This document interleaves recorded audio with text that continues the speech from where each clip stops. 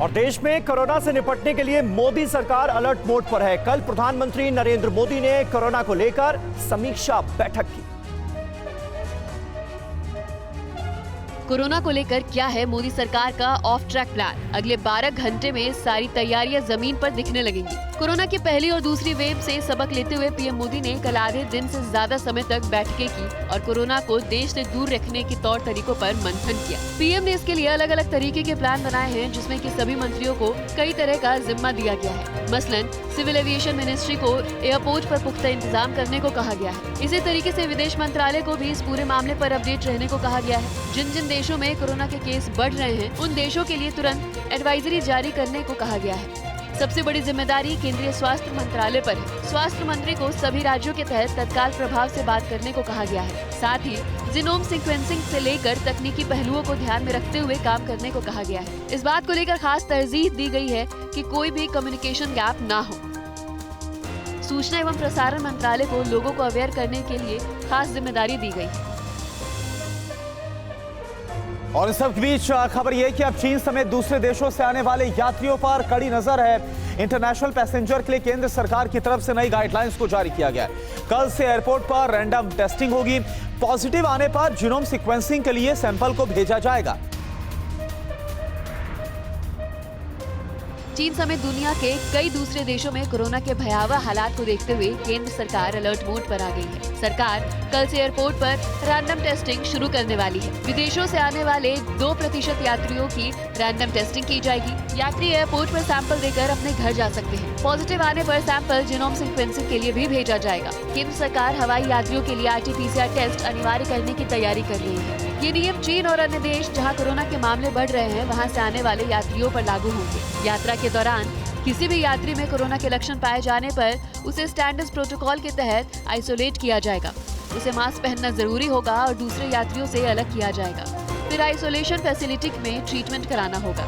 डिबोर्डिंग के वक्त physical distancing का पालन करना होगा और एंट्री पॉइंट पर थर्मल स्क्रीनिंग के जरिए पैसेंजर की जांच की जाएगी। कोरोना संक्रमण से सावधान रहने की केंद्र की चेतावनी के बीच कोविन ऐप पर टीका लगवाने के लिए रजिस्ट्रेशन की संख्या बढ़ गई है।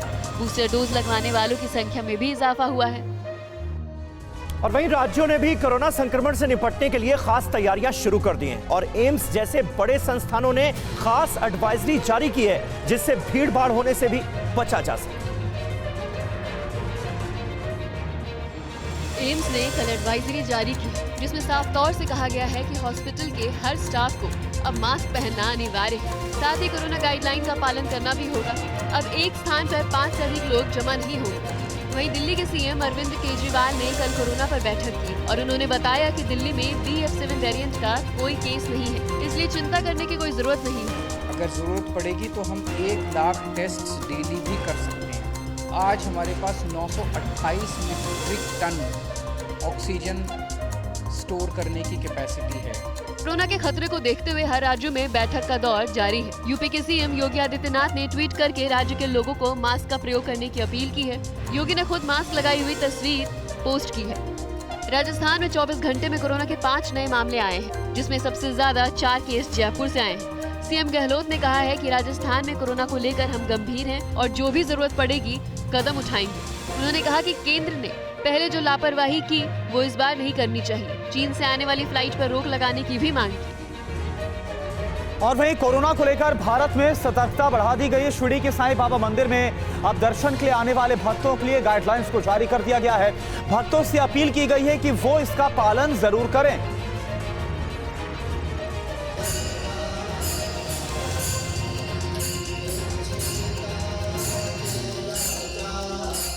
देश के नंबर 2 के तीर्थ क्षेत्र शिरडी साईं बाबा भी अलर्ट पर हैं। क्रिसमस और नए साल के मौके पर शिरडी में करीब 8 लाख से ज्यादा भक्तों के आने का अनुमान है, जिसके चलते साईं ट्रस्ट ने बैठक कर सभी 40 विभाग को अलर्ट कर दिया है। कोरोना पूरी दुनिया में बड़ी तेजी से एक बार फिर अपना पैर पसार रहा है, जिसके चलते एहतियात बरती जा रही है ताकि भक्त बिना किसी बाधा के बाबा के दर्शन कर सके।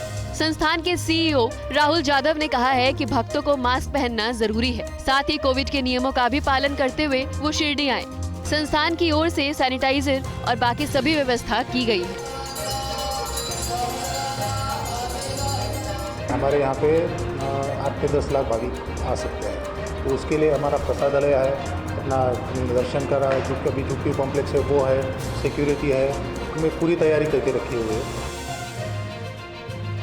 और कोरोना को लेकर यूपी में पुलिसकर्मियों को निर्देश जारी कर दिए गए हैं। सभी पुलिस वालों को बूस्टर डोज लगेगी। एडीजी की तरफ से यह आदेश जारी किया गया है। एडीजी कानून व्यवस्था प्रशांत कुमार ने जारी किए निर्देश, सभी पुलिसकर्मी मास्क और सैनिटाइजर का इस्तेमाल शुरू करें।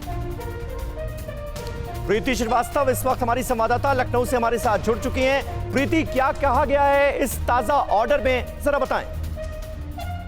इस तरीके से कोविड का जो नया वेरिएंट को लेकर सतर्कता अपनाई जा रही है, उसको लेकर जो लॉ एंड ऑर्डर है प्रशांत कुमार, उन्होंने एक गाइडलाइन शुरू की है, लागू की है, और उसके अनुसार सभी पुलिस कर्मियों को, जिन लोगों को अभी तक बूस्टर डोज नहीं लगाया है, उनको बूस्टर डोज लगवाना मस्ट होगा। और साथ ही ये भी कहा गया है कि आप हर जगह मास्क पहने, बिना मास्क के आप कहीं पे भी ना जाएं, सैनिटाइजर का प्रयोग करें, और जहाँ पे पॉसिबल हो वहाँ पे सोशल डिस्टेंसिंग का प्रयोग यूज करें। मतलब कोविड प्रोटोकॉल जो है, उन सभी नियमों को आप माने, जिससे कि इस बीमारी को बढ़ने से रोका जाए। तो इस तरीके के जो गाइडलाइंस हैं वो पुलिस विभाग की तरफ से, जो प्रशांत कुमार है लॉ एंड ऑर्डर, उन्होंने लागू कर दिया। बहुत बहुत शुक्रिया प्रीति आपका इस ताजा जानकारी और अपडेट के लिए। सभी पुलिसकर्मी एक तो कोविड अप्रोप्रिएट बिहेवियर का पालन करें, यह कहा गया है, और जिसने बूस्टर डोज अभी तक नहीं ली है उन्हें बूस्टर डोज फौरन लगवानी चाहिए। यह साफ तौर पर एडीजी कानून व्यवस्था प्रशांत कुमार ने अपने निर्देश में कहा है।